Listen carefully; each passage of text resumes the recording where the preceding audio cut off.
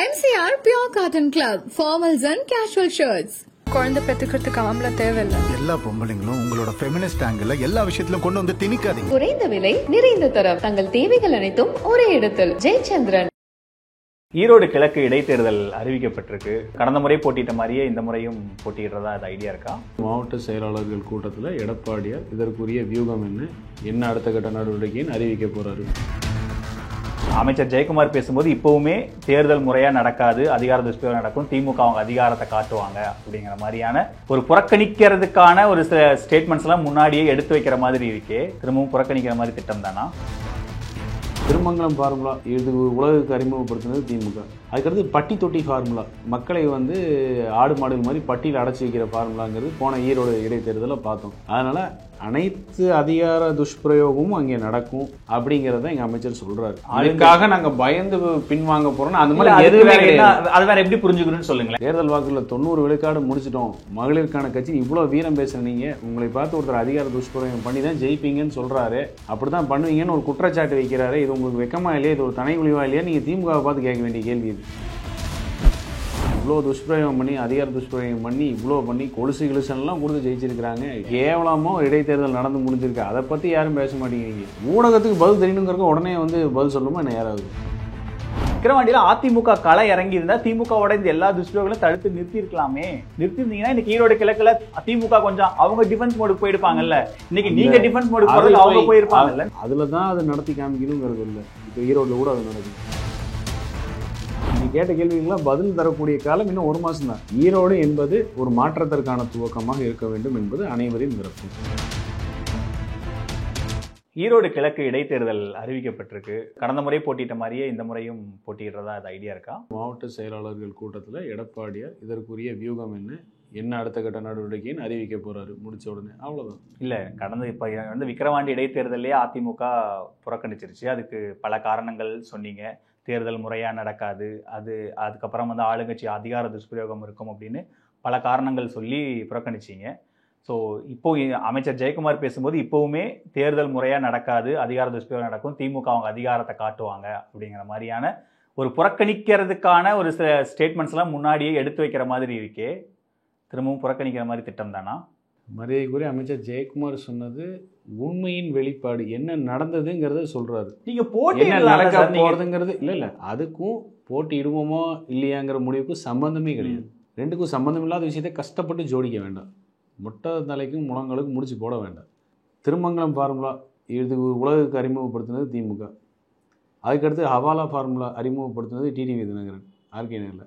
அதுக்கடுத்து பட்டி தொட்டி ஃபார்முலா அப்படின்னு மக்களை ஆடு மாடுகள் மாதிரி பட்டியில் அடைச்சி வைக்கிற ஃபார்முலாங்கிறது போன ஈரோடு இடைத்தேர்தலில் பார்த்தோம்.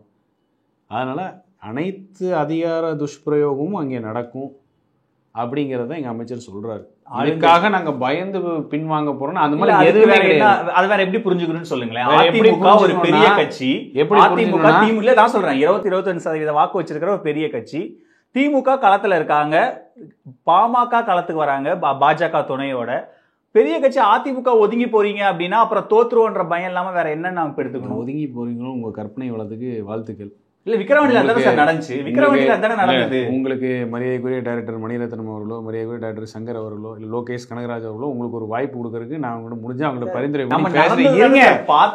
இந்த கதையெல்லாம் இருக்கட்டும், வேணா அவங்களுக்கு பரிந்துரை பண்றேன். ஒரு அருமையான கதை சொல்றதுக்கு ஒருத்தர் இருக்காரு அப்படின்னு சொல்லி. ஆனா கதையை கூட கேள்வியே கேட்பாரு. ஆனா இது எப்படி பார்க்கணும்னா, இவ்வளோ பெரிய சாதனைகள் பண்ணிட்டோம், தேர்தல் வாக்குகளில் 90 விழுக்காடு முடிச்சிட்டோம், மகளிருக்கான கட்சி இவ்வளோ வீரம் பேசுகிறீங்க, உங்களை பார்த்து ஒருத்தர் அதிகார துஷ்பிரயோகம் பண்ணி தான் ஜெயிப்பீங்கன்னு சொல்கிறாரு, அப்படி தான் பண்ணுவீங்கன்னு ஒரு குற்றச்சாட்டு வைக்கிறாரு. இது உங்களுக்கு வெக்கமா இல்லையா, இது ஒரு தனி குழிவா இல்லையா, நீங்கள் திமுகவை பார்த்து கேட்க வேண்டிய கேள்வி இது.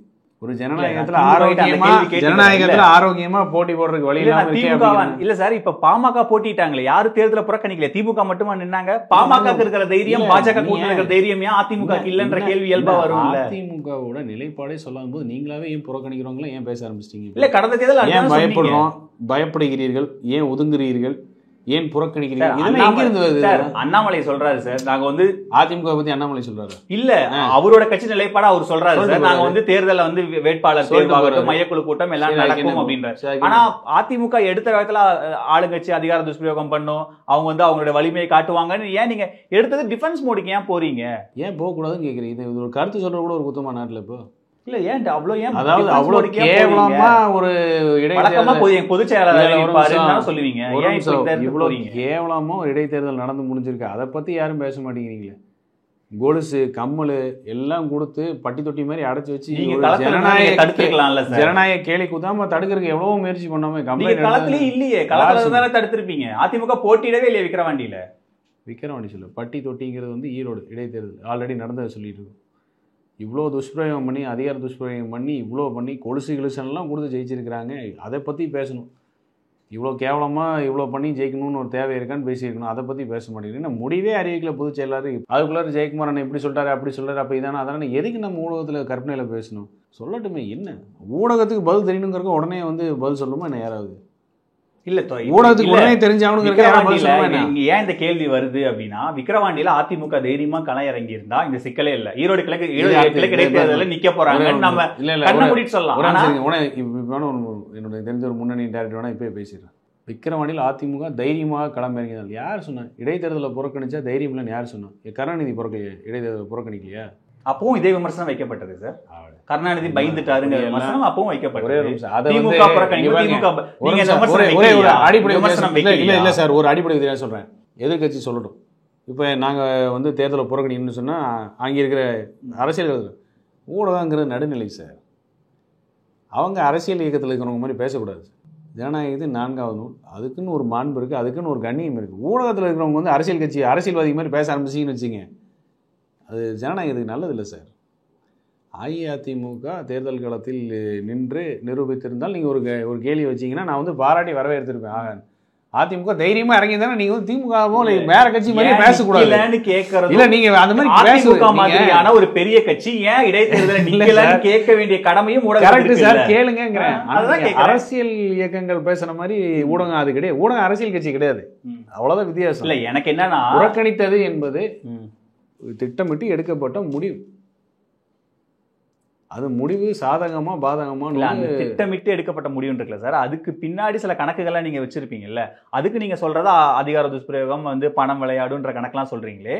விக்கிரவாண்டியில அதிமுக களை இறங்கி இருந்தா திமுகவோட இந்த எல்லா துஷ்பிரயோகங்களும் தடுத்து நிறுத்தி இருக்கலாமே.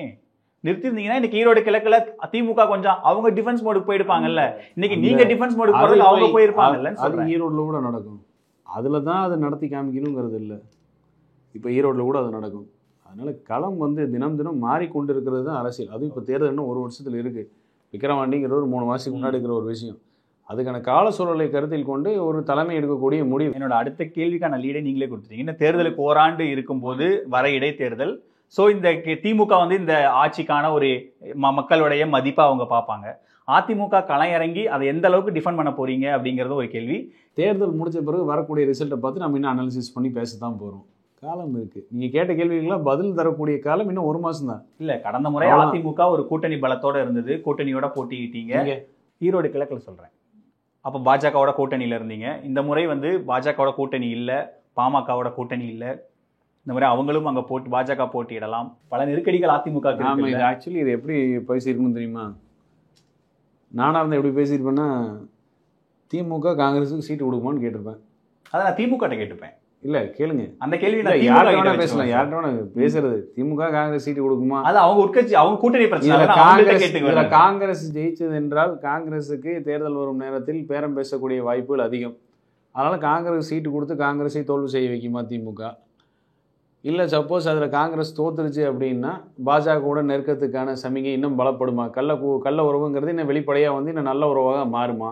இப்படி நிறைய விஷயங்கள் இருக்கு. இதை தயவு செஞ்சு யாரோ ஒருத்தர் பார்த்து கேட்டு ஒரு வீடியோவா போடுங்க, நானே பார்க்குறேன். இப்போ நான் சொன்னது என்ன, காங்கிரஸ் கொடுத்து காங்கிரஸ் கூட்டணி இல்லை, காங்கிரஸ் கொடுத்து வேணும்னு தோத்து போச்சுன்னா பாஜகவுடன் நெருங்குவதற்கான வாய்ப்புகள் அதிகம். இப்படிலாம் கூட இருக்கு நிறைய. கூட்டணி பலம் நாங்கள் இல்லை. எங்களுடைய ஆதரவு திமுகக்குன்னு கம்யூனிஸ்ட் சொன்னாலும் களத்தில் கம்யூனிஸ்டின் தாக்கம் எதிரொலிக்குமா அப்படிங்கிறது கூட நான் பேசலாம். இப்போ நிறைய விக்கிரவாண்டியில பாமக களை இறங்குறதுனால கொஞ்சம் தயக்கத்தோட இருந்த அதிமுக, கோயம்புத்தூர் கொங்கு பகுதி அதிமுகவோட ஸ்கோர் வாக்கு வங்கி இருக்கிற ஏரியாக்கள் 2021 தேர்தலில் நிறைய சீட்டுகள் அதிமுக வென்ற அந்த பெல்ட்லங்கிறதுனால ஈரோடு கிழக்குல அதிமுக போட்டி இடலாம் அப்படின்ற சில வியூகங்களும் வருது. அதுக்கு நீங்க என்ன ஒப்பீனியன் சொல்ல விரும்புறீங்க? ஈரோடு நான் சொல்ற ஒரு பெர்செப்ஷன் இருக்குல்ல, வட மாவட்டத்துல நடந்தனால அதிமுக ஒரு ஸ்டெப் பின்னாடி இருந்தாங்க, கொங்கு மண்டலத்துல அதிமுக ஒரு ஸ்டெப் முன்னாடி இருப்பாங்கங்கிற ஒரு கம்பாரிசன் இருக்கு. அந்த கம்பாரிசன் இப்போ நாடாளுமன்ற தேர்தலில் அஇஅதிமுக வாங்கிய வாக்கு வித்தியாசம் அந்த விக்கிரவாண்டி தொகுதியில பாருங்க, ஒரு சில 100 வாக்குகள் தான் டிஃபரன்ஸ். அதனால அந்த அளவுக்கு இல்லை. நாடாளுமன்ற தொகுதியா நாங்கள் தோத்தாலும் அந்த விக்கிரவாண்டிங்கிற சட்டமன்ற தேர்தலில் அங்கே ஓட் டிஃபரன்ஸ் என்னன்னு பாருங்க. அதனால அதிமுக வாக்கு வங்கி என்னன்னு ஆல்ரெடி ப்ரூவ் பண்ணியிருக்கோம் நாடாளுமன்றத்திலேயே. அங்கே முடிவெடுத்ததுக்கான காரணம் என்னன்னா, இன்னும் எத்தனை டைம் இருக்குது சட்டமன்ற தேர்தலுக்கு, அதுக்கு முன்னோட்டம் எதாக வரப்போகிறது, என்ன ஏதுன்னு நிறைய விஷயங்கள் அதில் இருக்குது. அதுக்கான காரணம் தான். அதுக்கு விக்கிரவாண்டிக்கு சம்மந்தமே இல்லை. நாங்கள் அங்கேயும் ஸ்ட்ராங்காக தான் இருக்கோம். நாடாளுமன்ற ஓட்டு எடுத்து பார்த்தீங்கன்னாலே தெரிய போகுது. பாமக இருக்குது இல்லைங்கிறது ஒரு விஷயம் கிடையாது. ஈரோடு என்பது ஒரு மாற்றத்திற்கான துவக்கமாக இருக்க வேண்டும் என்பது அனைவரின் விருப்பம். MCR Pure Cotton Club, formals and casual shirts.